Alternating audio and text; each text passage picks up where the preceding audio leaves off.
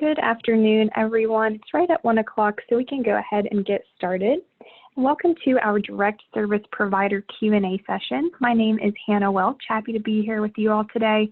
See a lot of familiar names. Happy you guys are here with us. I wanted to first go over what we will be doing over the next hour.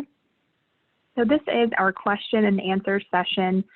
This is an opportunity for you all to ask any questions that you were not able to ask during our Train the Trainer session. What we're going to do first is just go over questions by type. So we do have a few questions that we're going to go ahead and answer up front to hopefully answer some of your all's questions. We can probably take care of those right at the beginning. We're going to go over some questions on roles and responsibilities, system navigation, reporting incidents, plan of care and level of care questions. We're going to go over some of those first, and then we'll get to the questions that you all have asked already in that Q&A box. We'll go over how to do that in just a moment. I wanted to point out a few goals that we have for this session. Again, our main goal is just to clarify any existing questions that you have. We really want to answer those so you can successfully complete your day-to-day activities as a direct service provider. We also want to clarify any questions to help you provide those trainings to your staff. So two objectives for us today. We really just want to help you by clarifying any existing questions that you have. Let's take a moment now just to go over the question functionality. So you'll notice today there is an option on your Zoom screen to click that Q&A box. That is how you all are going to ask your questions today. So simply click that Q&A box, enter in your question, and submit the question by clicking send. So any questions that you do have, please go ahead and put them in that question and answer box. Again, that should be on your Zoom toolbar. We have it outlined in green for you. Just simply type in your question and submit. So most likely your question will be answered live by Alicia Clark. We have Alicia here with us again today to answer your all's questions. But some of your questions may be answered via a written response. If it's a question that we've maybe already answered but you missed, you may receive an answer in written form, but a lot of them will be answered live by Alicia. So throughout this question and answer session, again, we want to hear everyone's questions. This is really what this hour is for, is to answer your all's existing questions. So if you would, go ahead, put your questions in that Q&A box, and feel free to add additional questions as they come up throughout the session. Okay, as I mentioned, we're going to start off with a few questions that we have received. And once again, we do have Alicia Clark here with us today to help us answer these questions. Alicia, do you want to introduce yourself to the group?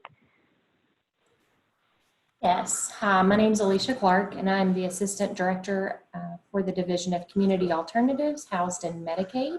And I work under the leadership of Director Pam Smith.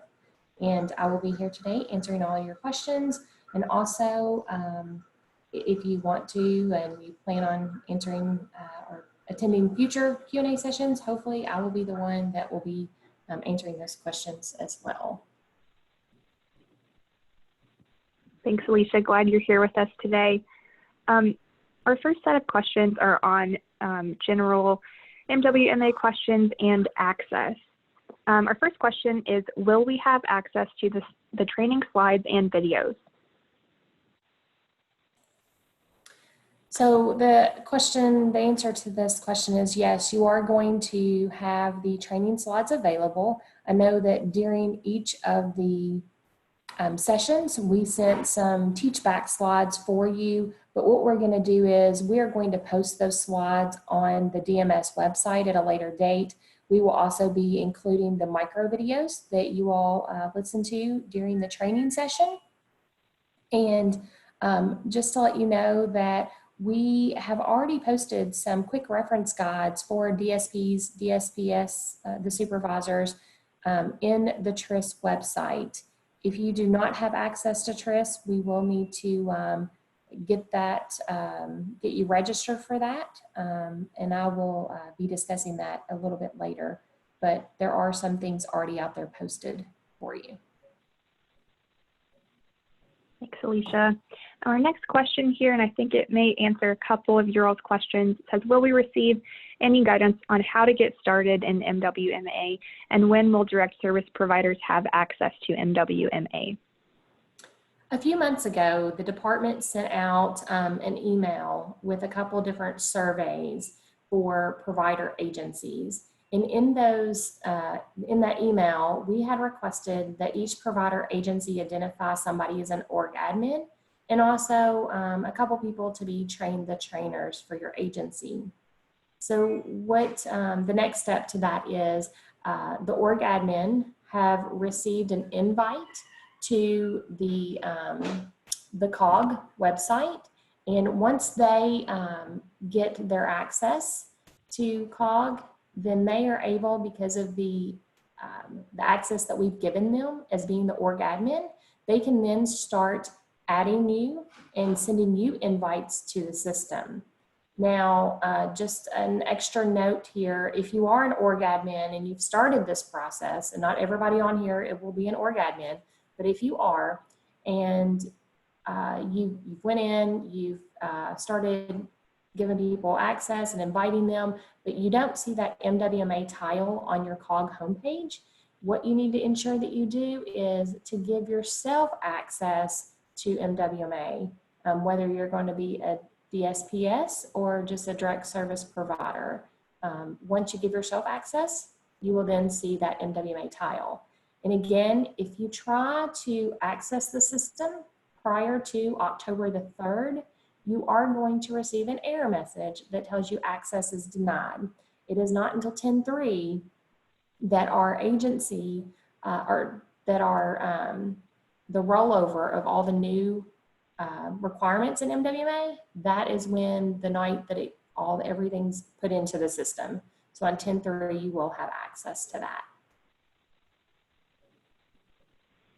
Thanks, Alicia. I think that probably answered a couple of your all's questions here.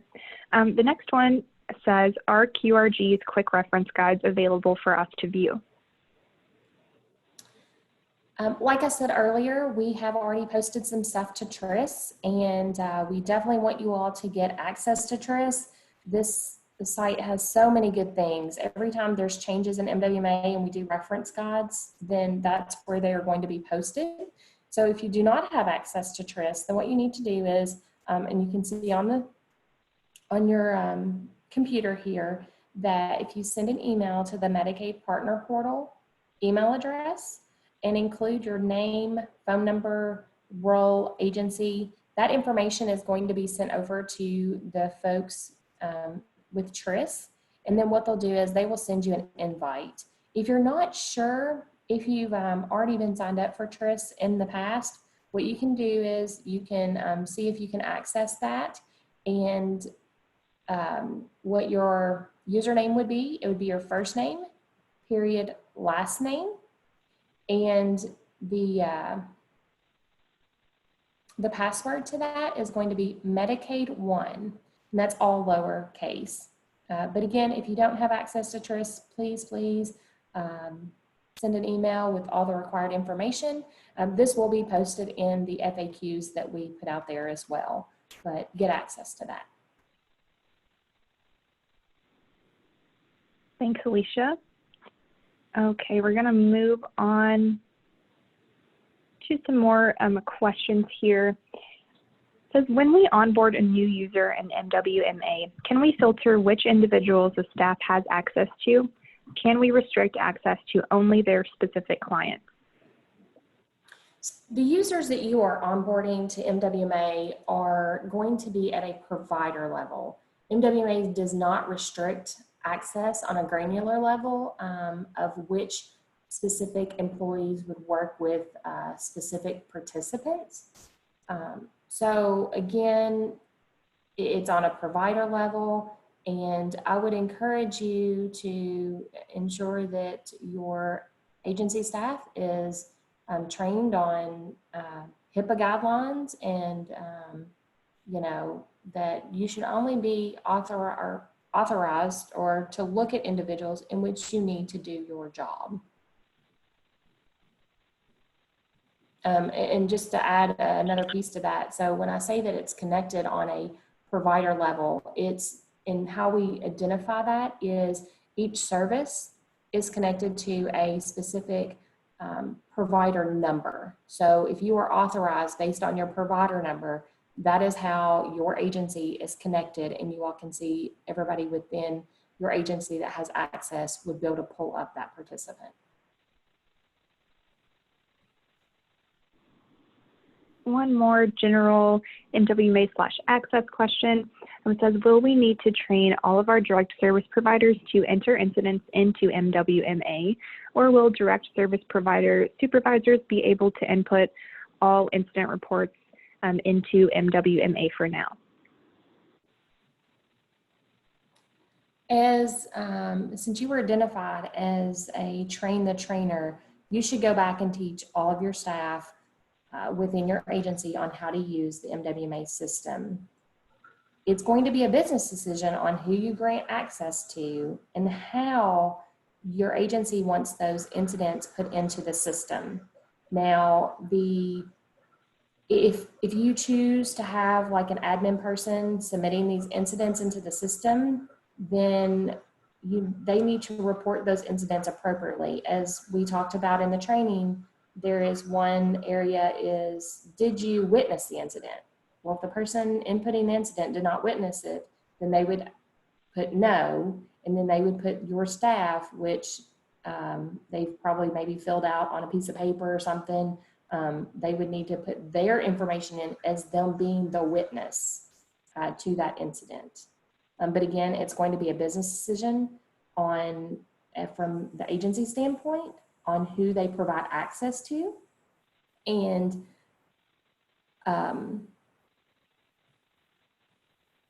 well, I totally lost my train of thought. But anyway, it truly is a business decision. Thanks, Alicia. Take a look at our next set of questions. These are about MWMA requirements. Our first one is just about incident reporting, and Alicia, I'll just let you take over and give us some information on these requirements. Okay, thank you. Incident reporting in MWMA is going to be required starting December the 1st. So a letter was sent out on September the 11th, a couple Fridays ago, that gives detailed information on that. As DSPs, we understand that you do not currently have access to the system.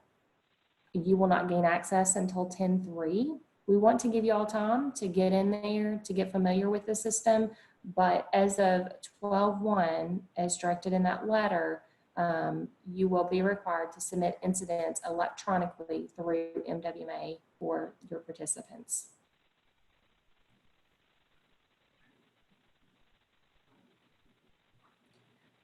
Also, just to skip on down to the next one and talk about service notes, that's a hot topic is what I'll say. The letter that was sent out on September the 11th, that was also discussed. We are delaying the requirement of service notes in MWMA at this point.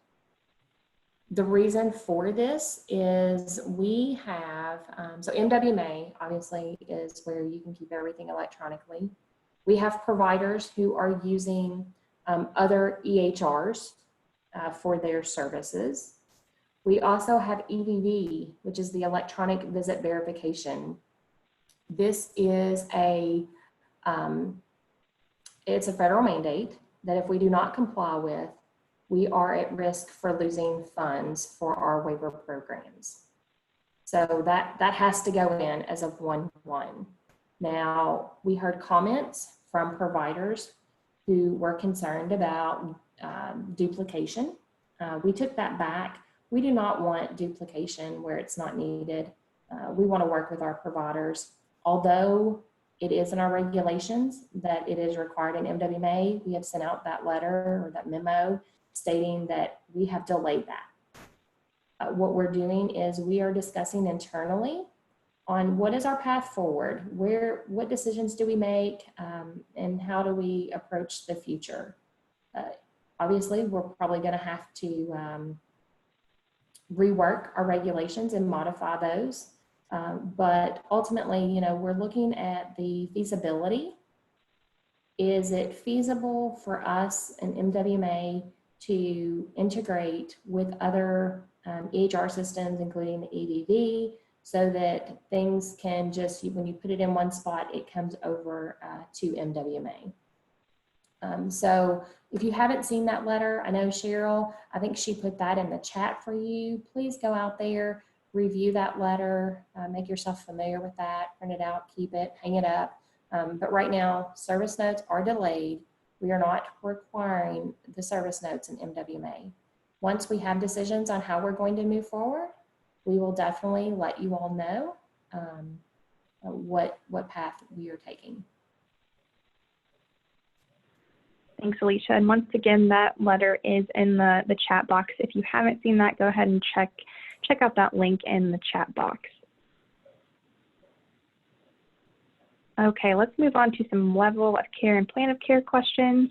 Our first one is, can PAs be printed and can the plan of care be printed?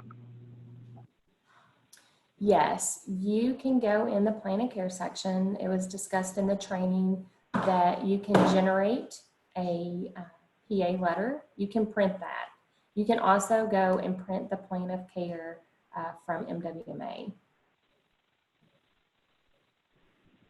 Our next level of care and plan of care question says, if an individual leaves our agency, do we lose access to their level of care assessments and plans of care? You are going to have access to that individual's plan of care and their level of care information for the years in which you had prior authorized services. Even if that individual is, you know, left your agency and went to a different agency to have services provided by them, there's actually a link, and I have lost my mind today on what it's called, but if you go in, if you no longer have access, you're looking at them from a little bit different standpoint to where you still have access to everything during your period of time. You will not, though, I believe, be able to go in there and print PA letters for previous years or anything like that. But if you have a current access to them, a current prior authorized services, then you can go in there and you can print out, you know, PAs, all of that information. But you will have access for the time period in which you had them as you were the servicing provider. Thanks, Alicia.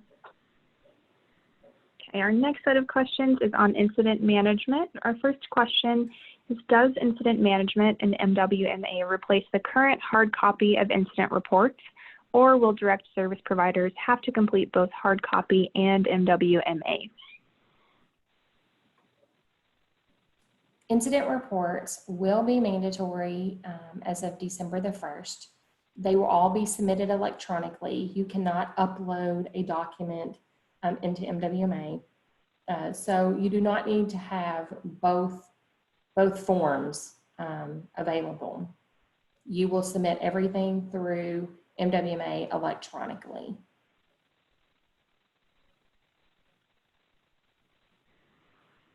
Great, and similar question, are we uploading or directly entering incidents in MWMA? So they will be directly entered through, and depending on what you choose. So if you chose a fall or maybe behaviors, depending on what your category is, it actually has a decision tree to for other questions under it. But this is replacing all paper processes. And just to let you know, before somebody asks, if they've not already asked, and I don't think I included this as one to put on the screen, and if I did, I'm sorry. I'll skip over it later. But we are actually going through at the department the previous incident management guide and FAQs for the paper version, and we will be updating that where we need to. But the time frames of your initial incidents, all that, we're not planning on changing that or anything like that. But there obviously we're taking what we were doing previously, we're putting it into an electronic system, and we're going to update those where necessary. So we'll make sure that once those are updated, we will send out, have our sister agencies and everybody send out, we'll send out an email with the links, and so that you all can have that at your fingertips as well. Great. Another question here. How do you correct a mistake after an incident report has been submitted? How do direct service providers enter updates to an incident?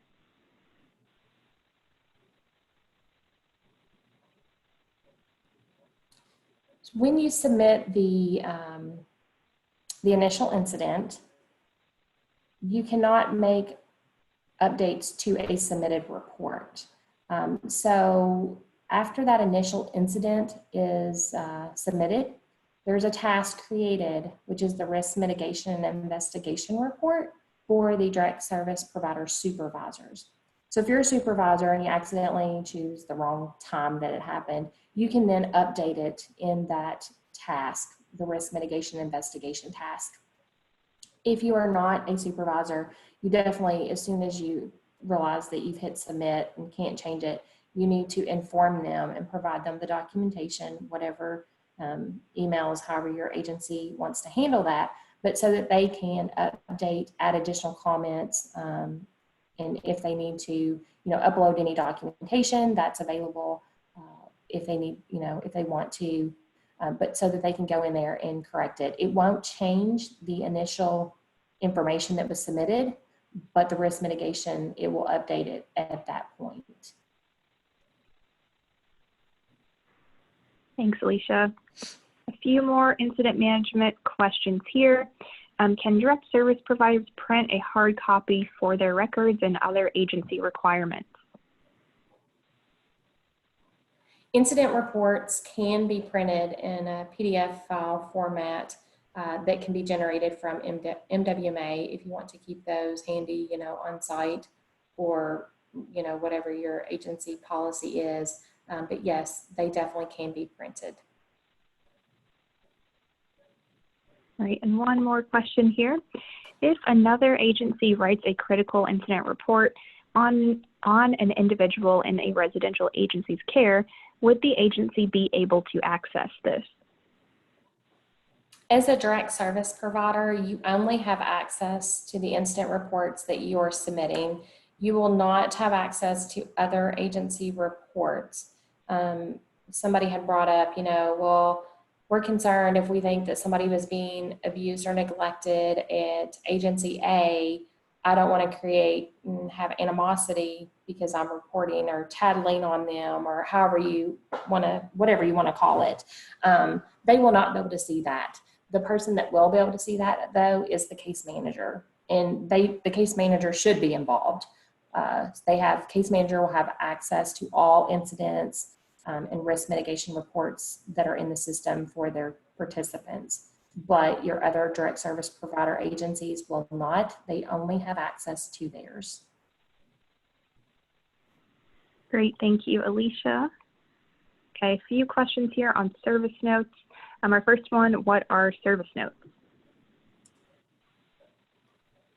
Service notes are the notes, the documentation that is required in regulation. I just want to make note that the documentation requirements may be different depending on the type of service you provide and for the waiver that you provide that to. So, each waiver service has certain documentation that is required, certain frequencies. It could be a contact note, it could be a monthly summary with in and out times, but I'm going to refer you back to your whatever service that you're providing for that specific agency. I know that waiver redesign is on pause right now, but that is one of the things that we're trying to do in the future, is to get things more consistent across the board and across all of our waivers. But that's what we consider a service note, is your documentation requirements that's in each of the regulations. for the waivers. Thanks, Alicia. I think that also takes care of our second question there. So let's look at our last question. Can corrections be made to submitted service notes? When you create service notes, you have the option to save. I know that some agencies have said that they would like for their direct service providers to save their notes so that the supervisors can go in and just spot check and review to make sure that they have included everything that is required of the regulations. But once those are submitted, you cannot then change those. Another question is that kind of goes along with this for, why, so I'm trying to think how to phrase it. So basically, if you are a direct service provider, you can edit your own saved notes. You cannot edit another direct service provider notes in the system. However, your direct service supervisors do have the ability to go in there and edit notes. And again, like I said previously, some of the agencies have taken the stance that they want their direct service providers to enter those notes. They want to review those before they're submitted. So you need to ask your agency on what their preferences are and how, if you are using the notes module. I know it's not required, but you may, if you don't have a electronic system, you may want to use this, but if you are using it, you may want to check with your agency to see how they are wanting this handled from a business perspective. Thanks, Alicia. Okay, a couple additional questions here. Can service notes be scanned or uploaded? You can scan and upload service notes. Just to let you all know, when you go under that service notes module, there are certain components that are required, like date, time,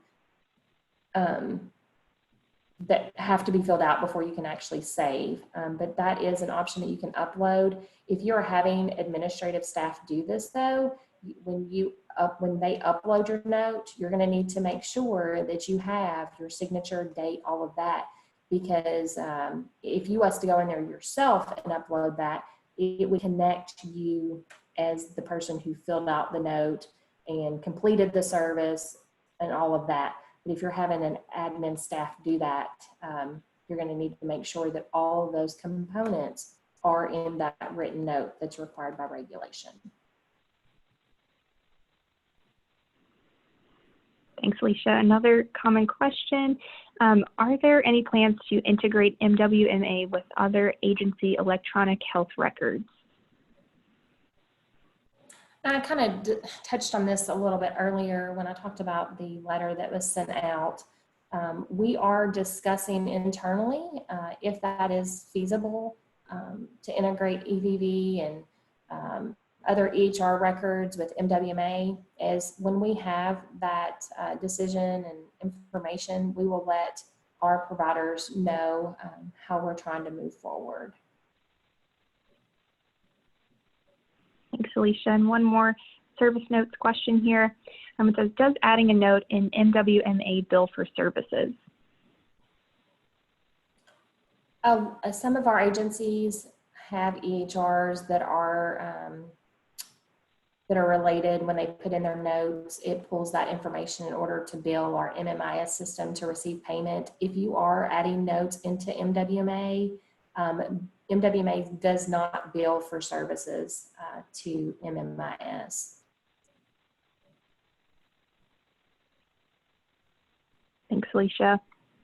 Okay, now we're going to take some time to answer your all's questions. Again, put those in that Q&A box for us, and I'm going to turn it over to Alicia to answer your all's questions today.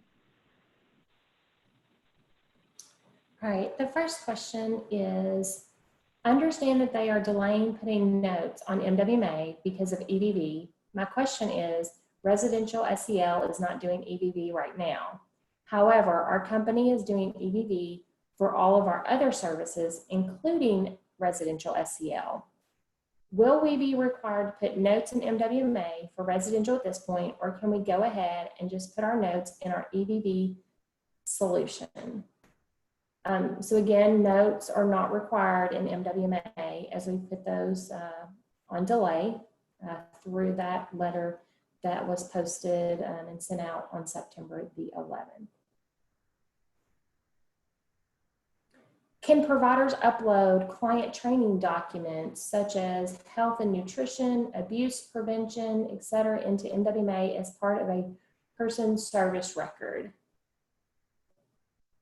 And I assume you're talking about maybe employees. I would be careful with, I mean, you can put things under participants' cases that's related to them.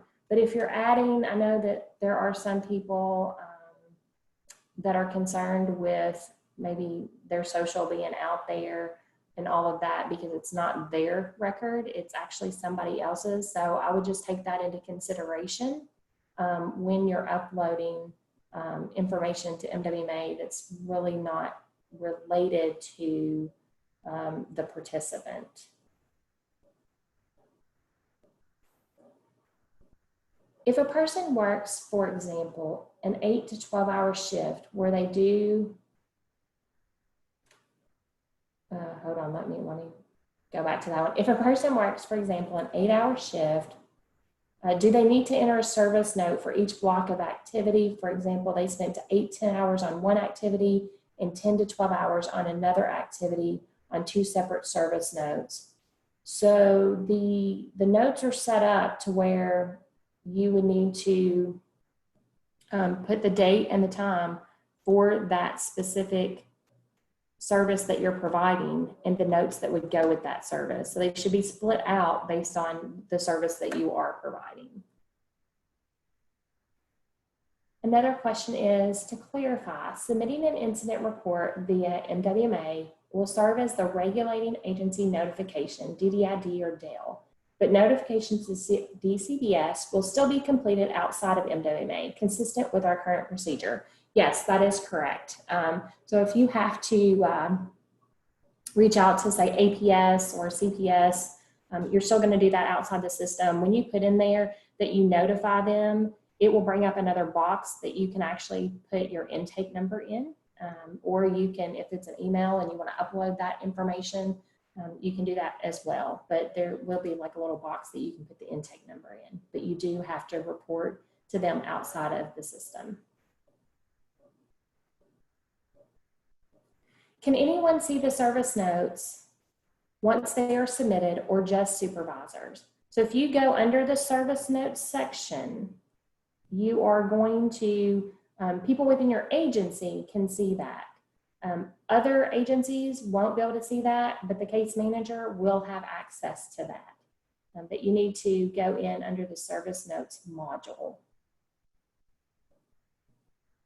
If the individual is a family home provider, will their caretaker have access to MWMA, and will they report to the agency as they do now? I would be very careful. My understanding of a lot of the family home providers are actually contracted providers, so they are not your agency employees. So if you give them access, you're giving them access to every participant that you have within your agency.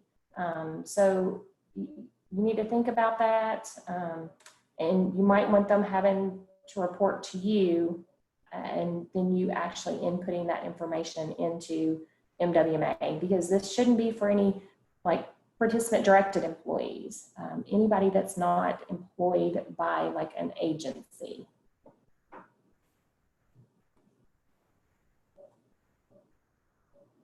The next question is, once the incident report is submitted in MWMA, does this take care of the notification to BHDID? Yes, they are going to get a notification in order to go in and review incidents.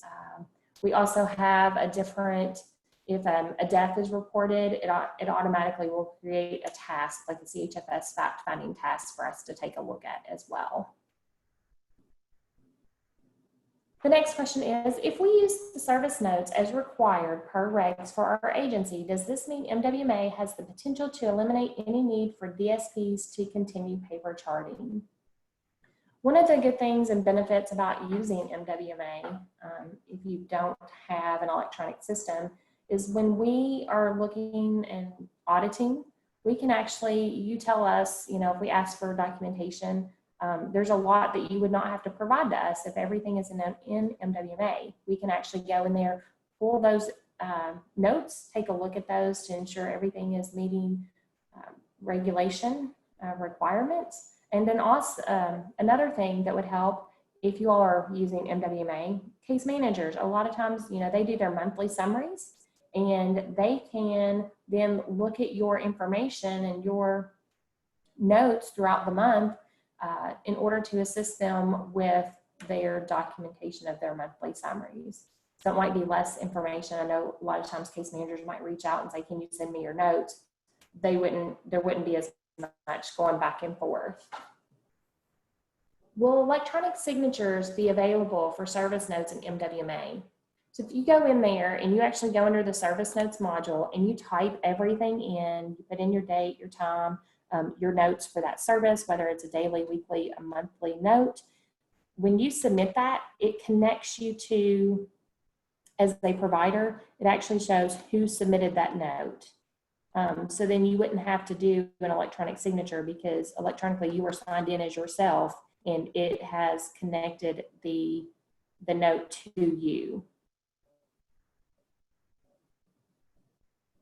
The next question is, have all of the admin emails been sent out to allow them to add direct service providers to COG? Yes, all of the org admins have been sent out.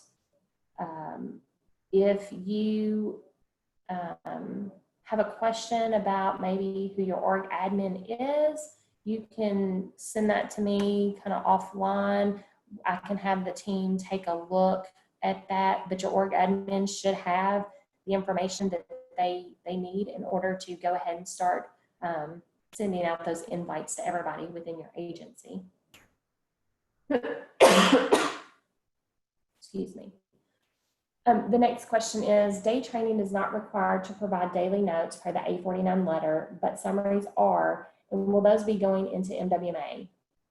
To answer the first part of this question, again, service notes are not required right now, but you can put those monthly summaries in, and you are required to have the in and out log. So when you do that monthly summary, you can then upload that in and out log as well there. The second part of that question is, also, will the clients who still have a plan with us need to have a summary written for them at MWMA, even though they are not attending because we are not providing in-person services? I assume this is related to COVID and some people not participating in certain services at this point. If you're not providing services to a client and you're not billing, then you would not need to provide written documentation. Now, if you're billing for a participant and we pull that on our audit reviews, then we should expect to see documentation for what you're billing for. Another question is, will there be an import feature for the service notes from EVV or agencies' EMR systems eventually? And again, we're talking about this to see if they can be integrated. I don't have any additional information at this time on if that's feasible. We have to look at feasibility, cost, time that it will take, because as much as I like things to be very, very fast, when you have to actually code systems, I've learned a lot over my last several years of being involved with MWMA, and things don't happen overnight. There's lots and lots of planning, coding, testing, and more testing. So eventually we would like to see if we can integrate this. Just have to look at it and check the feasibility and if it's something that we can do from the state perspective. So when we have that information, we'll be more than happy to let you all know about that. Another question is, If your agency has multiple provider numbers, will they onboard in the same account, or will each provider number have an MWMA account? The org admins are connected to the provider number. Now, some individuals have, they requested like the same org admin to be over, say, 3 different sites that have different numbers, and the org admin would go to that site. They would then choose who they are going to upload to that site. Now, they might, if you have a staff member that works maybe at site A and site B, and they both have different provider numbers, then that org admin, if it's appropriate, would give them access under both provider numbers, and they could do that. Will providers have access to HRSTs and SIS assessments? So anything that is uploaded just through the View Documents section, you will have access to that as a direct service provider. If you, if anything is uploaded through the Service Notes module, you might not have access to that if it's done that way, but usually the SIS assessments, HRSTs, I've seen them just uploaded under the View Documents, and you would be able to see that for the time period in which you have them as a servicing provider.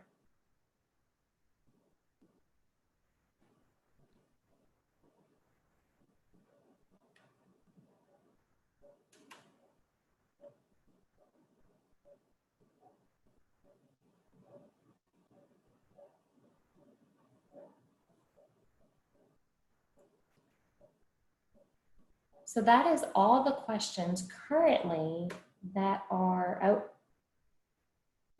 I thought I saw one pop up and I don't know what happened to it. Maybe it didn't, maybe I mislooked at it. Right now, I do not see any open questions in our Q&A feature here. Just to let you all know, I mean, I know we have more time. We've got about 15 minutes, a little more, but if you all have questions after this, we're going to be having more Q&A sessions that you can sign up for. We also will be putting out the FAQs document along with our slides and our micro videos for you all as well. Somebody did put something in the chat, I just noticed over here. If you do have questions, use the Q&A functionality, but I do see this. So it says, who puts the participants into MWMA? So MWMA is, it is linked to Benefund. It is linked to their eligibility, their financial eligibility, all of that. So they, when you create, because as of 2016, it was required that individuals have to complete an application for waivers through MWMA. So that kind of puts them in the system, because we either will add them to a waiting list, we will add them to a, you know, we might give them capacity reserve so that a level of care assessment can be done, but they are put in up front through the application process. And before you can actually apply for a waiver, you have to apply for Medicaid benefits. Doesn't mean that you have to be approved for Medicaid benefits, but you have to go through that, because sometimes some of our participants actually require that level of care in order to be Medicaid eligible. There is another question that has come in. It says, there is real questions for RNs and LPNs placing notes that a supervisor could alter. Does the system alert that change to documentation that has occurred? The original author would need to know a change has occurred to their documentation. So if they are wanting to submit notes, and they can go ahead and submit those. If they are saved, then they can be modified by their supervisor. I would, you know, obviously there needs to be communication within the agency if if their supervisor is not happy with the way that they've done notes or if something's wrong. So I would definitely, I'm a big proponent of people communicating. But if they're putting in information and they submit that, once it's submitted, nobody could change that nurse's documentation.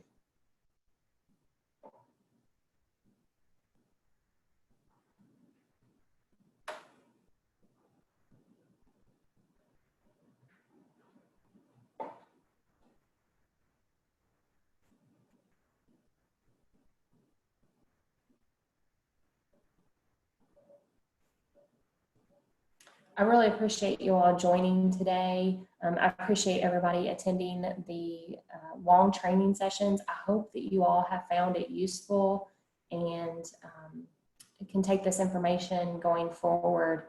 I'm really hoping that you all are going to have things at your fingertips so that you do not have to, services aren't delayed. You'll be able to see your prioritizations. You can generate your PAs. I think this is going to be so beneficial for our direct service providers. So I'm super excited about it. And I hope that, and I know changing systems or changing duties or anything like that, people want change, but then if you're like me, you don't want change because you're scared of it, or it's like, oh my gosh, what's going to happen? How am I going to, how am I going to move this forward? But I think once you all get in the system and start feeling comfortable, I mean, we've heard a lot. I mean, I know there was a few obstacles and bumps and bruises when MWMA first came out back, I think it was like 2014 or something. It was before I started my job with them. But we have really taken lots and lots of comments and tried to enhance the system to where I've had case managers email me and say, hey, I'm trying to be a cheerleader because I see how useful it's going to be for everybody. So, I just, once you get in there and start messing with it and seeing what all you can do, I think you're really going to be happy with it. And I think somebody had asked about getting access to TRIS. So we've put that back up on the screen and you can write down that email address, which is medicaidpartnerportal.info@ky.gov. You'll need to give them your name, your email, your phone number, your role, and the agency that you work with. But they'll send you an invite and get you set up for that.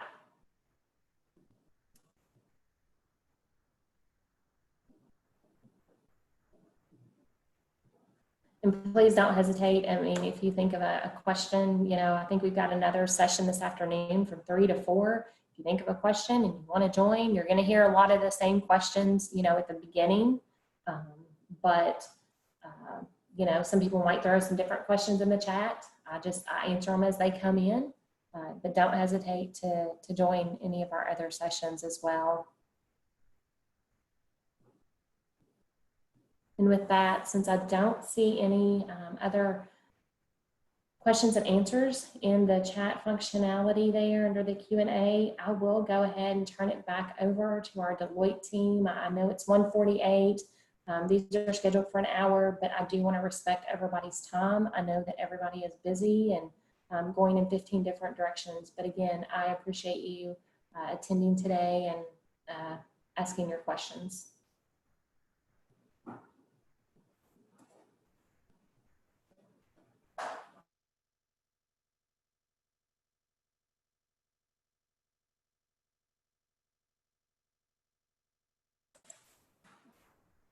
And I think Jillian has put the information as well into the chat functionality. If you want to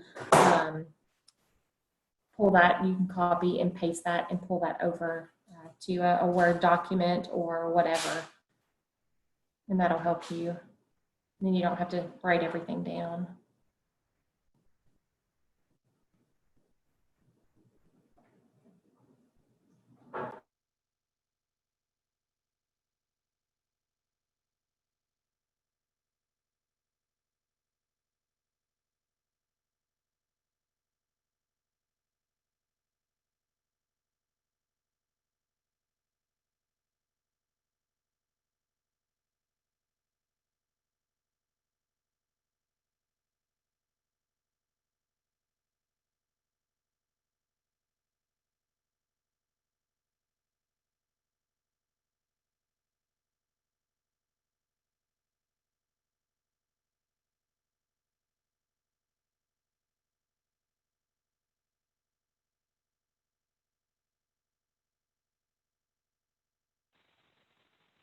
All right, once again, thank you everyone for attending. We do have that TRIS information in the chat for you, and one more Q&A session later today that you're welcome to join. But once again, really appreciate everyone joining us today. Hope you all have a great weekend.